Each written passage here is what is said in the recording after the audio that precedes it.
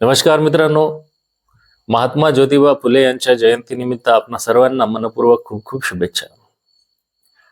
ज्या महाराष्ट्राच्या मातीमध्ये महात्मा ज्योतिबा फुले यांनी शिक्षणाची क्रांती घडवून आणली, त्याच महाराष्ट्रामध्ये आज शिक्षणाच्या बाबतीत काय वास्तविकता आहे हे आज तुम्हाला वेगळं सांगण्याची गरज नाही.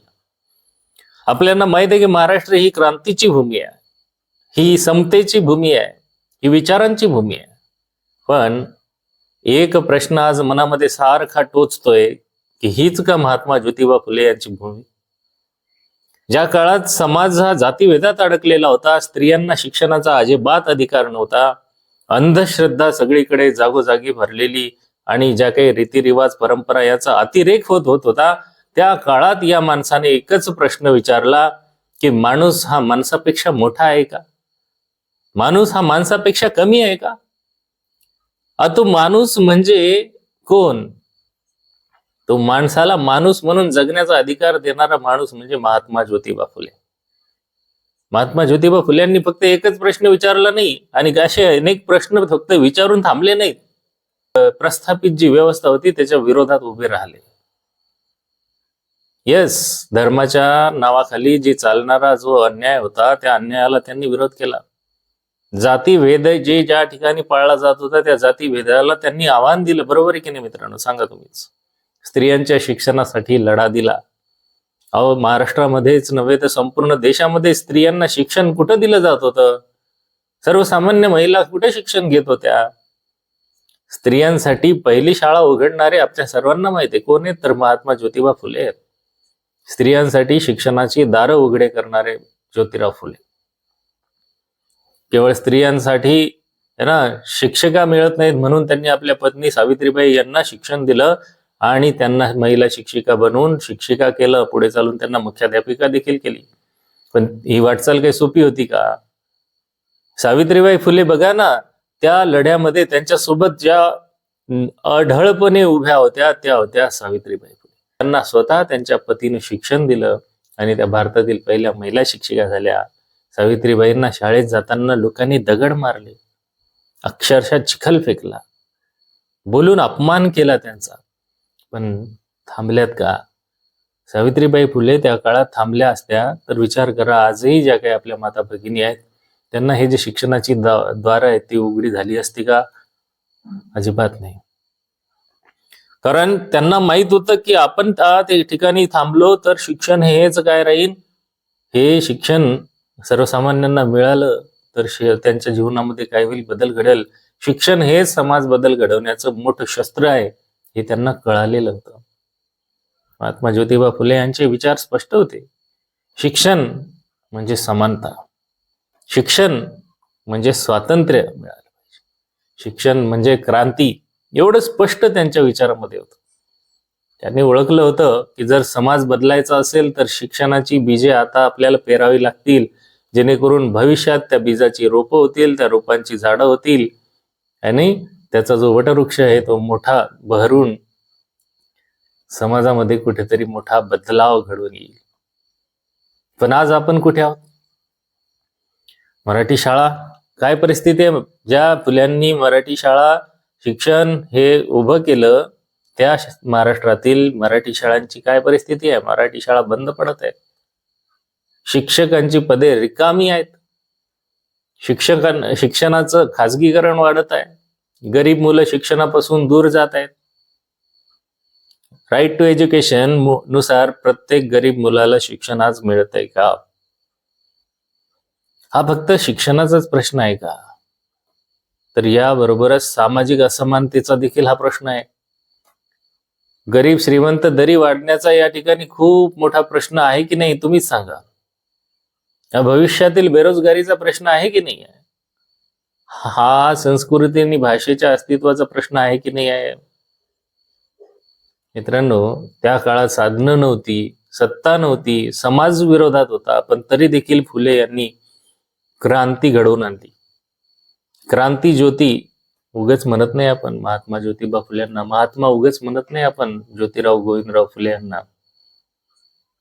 त्यांना महात्मा याच कारणामुळे बनवलं की त्यांनी आपला कधीच विचार केला नाही, स्वार्थ पाहिला नाही. त्यांच्या आयुष्याबद्दल सर्वजणांना माहित आहे. अहो, ज्यांनी स्वतःच्या पत्नीला शिकवलं, एखाद्या है ना अनाथ बालिका आश्रम घरी चालू केला, समाजासाठी सगळं आपलं जीवन वाहून दिलं, त्यांनी क्रांती घडवून आणली. पण आज आपण स्वतंत्र आहोत, आपल्या हातात सत्ता आहे, आपल्या हातात सगळी राजकीय शक्ती आहेत, राजकारणी आपलेच माणसं आहेत, पण मग आपण शिक्षण वाचवू शकत नाही का? आपण खरंच महात्मा ज्योतिबा फुले यांचा वारसा जपतोय का? माझा हा थेट सवाल आहे. की आपण फक्त त्यांच्या फोटोवर फुले चढवतोय? महात्मा ज्योतिबा फुले यांची पुण्यतिथी किंवा जयंती जर आपल्याला खऱ्या मनाने साजरी करायची असेल, तर ती त्यांची वैचारिक वारसा जो आहे तो आपल्याला जिवंत ठेवावा लागेल आणि त्यांच्या विचारावरच आपल्याला पुढे चालवावं लागेल. त्यांनी विद्येविषयी किती छान वाक्य बोलले. विद्येविना मती गेली, मतीविना नीती गेली, नीतीविना काय गती गेली, गतीविना शूद्र खचले. अशा प्रकारचं त्यांचं एक वाक्यरचना आहे. विद्येविना मती गेली, मतीविना नीती गेली, नीतीविना वित्त गेले, वित्तविना शूद्र खचले. एवढ्या अनर्थ एका अविद्येने केले. म्हणजे त्यांना हे तिथेच कळालेलं होतं की विद्या हीच खरी काय आहे, काळाची गरज आहे. महात्मा ज्योतिबा फुले यांनी जेव्हा लढा दिला तेव्हा त्यांना समाजाचा सपोर्ट होता का? तेव्हा त्यांना समाजाचा खूप विरोध होता. पण आज आपल्याला संधी आहे. आज आपल्या मनामध्ये जर इच्छाशक्ती असेल तर आज आपण ठरवलं ना, तर प्रत्येक मुलापर्यंत शिक्षण पोहोचू शकते की नाही सांगा? प्रत्येक गावागावातील जिल्हा परिषद शाळा जिवंत राहू शकते की नाही राहू शकत? तुम्ही सांगा. शिक्षण हे बालकांना मोफत मिळालं पाहिजे, हा आपला अधिकार आहे. मोफत आणि सक्तीचं शिक्षण हे राज्यघटनेत लिहिलेलं आहे. मग ह्या गोष्टी प्रत्येक त्या गरजू विद्यार्थ्यापर्यंत, मुलापर्यंत, मुलीपर्यंत मिळवायला आपण असमर्थ ठरत नाही का? समाजातला भेदभाव कमी होऊ शकतो जर महात्मा ज्योतिबा फुले यांच्या विचारांचा वारसा आपण जिवंत ठेवला तर. अंधश्रद्धा दूर होऊ शकतात की नाही? विज्ञान निष्ठेचा विचार वाढवू शकतो की नाही? महात्मा ज्योतिबा फुले यांनी बीज पेरलं, शिक्षणाचं बीज पेरलं. पण जर आज आपण या बीजाची योग्य निगा राखली तर भविष्यातील पिढी देशाला उंचीवर नेईल की नाही तुम्ही सांगा? आज आपले जे राजकारणी आहेत यांनी मनावर घेतलं तर शिक्षणात क्रांती घडू शकते की नाही घडू शकत? सरकारी शाळा पुन्हा मजबूत होऊ शकतात की नाही होऊ शकत? शिक्षकांना सन्मान मिळू शकतो की नाही मिळू शकत? हे सगळं होऊ शकतंय. पण शाळा बंद होणं म्हणजे काय? शाळा बंद होणे म्हणजे ती इमारत बंद होणे नाहीये, तर ती एका मुलाचं स्वप्न थांबणं आहे. एका कुटुंबाचं भविष्य अंधारात जाणे आणि समाजाचं कित्येक पिढ्या मागे जाणे आहे. म्हणजे आज खरंच वेळ आलेली आहे मित्रांनो, हे आपण लक्षात घेतलं पाहिजे. महात्मा ज्योतिबा फुले यांचे जे विचार आहेत ते आपण कृतीत आणले पाहिजेत.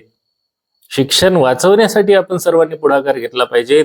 समाज बदलवण्यासाठी आपण पुढाकार घेतला पाहिजे. शाळा वाचल्या तर समाज आपोआप वाचेल. कारण शाळा हेच समाजामध्ये परिवर्तन घडवण्याचं एक साधन आहे, ते बाजारीकरणाचं साधन नाही आहे. महात्मा ज्योतिबा फुले हे आजही आपल्यामध्ये जिवंत राहतील, त्यांच्या विचारामधून आणि आपल्या कृतीमधून. म्हणून कृती करायला आपण सगळे तयार असायला पाहिजे. आशा आहे आपण या कृती निश्चितपणेच करणार आहोत. हीच आपली ज्योतिबांना, सावित्रीबाईंना मनापासून काय असेल श्रद्धांजली असेल. चला तर मग ज्योतिबांचा वारसा जपूया, आपल्या कृतीमधून परिवर्तन दाखवून देऊया, निर्माण करूया. व्हिडिओ आवडला असेल तर लाईक करा मित्रांनो. चॅनलवर नवीन असाल तर सबस्क्राईब करा, बेल आयकॉनला प्रेस करा, जेणेकरून तुम्हाला असेच नवनवीन व्हिडिओज मिळत जातील. पुन्हा भेटूया नवीन व्हिडिओमध्ये.